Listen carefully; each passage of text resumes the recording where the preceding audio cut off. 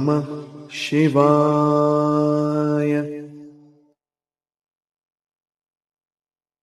ॐ नमः शिवाय।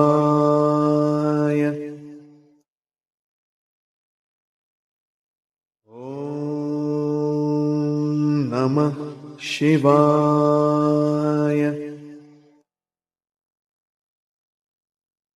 ॐ नमः शिवाय।